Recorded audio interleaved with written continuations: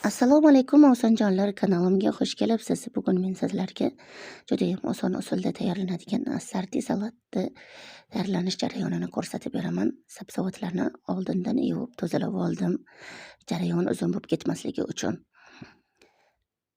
To'g'ralgan pomidorimizni katta qozonimga soldim va ketma-ketlikda to'g'ralgan bodring, chesnok va qizil bulg'orni solib, ustidan 3 qoshiq tuz solib yaxshilab aralashtirib oldim va bir qaynaguncha ustini yopib qo'yamiz.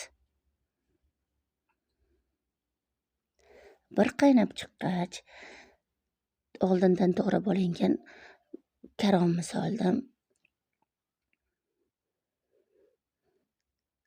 va yana yaxshilab aralashtirib oldim.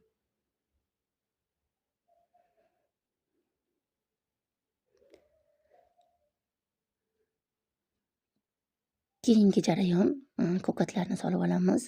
Xren, kashnich, ukrop va 2 qoshiq murch solib yaxshilab yana salatni aralashtirib olamiz.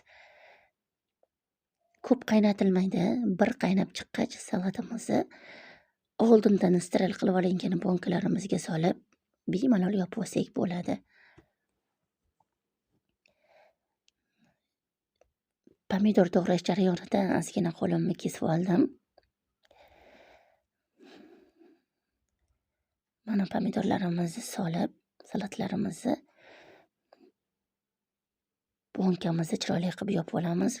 Hurmatli bekajonlar, osonjonlar, bu retsept sizlarga yoqqan bo'lsa judayam xursandman. Albatta sizlarga ham tayyorlab ko'rishingizni tavsiya qilaman. Ekranda yaqinroq ko'rsataman. Hamma narsasi chiroyli, ezilmagan, yaxshi chiqdi. Keyingi videolarda ko'rishguncha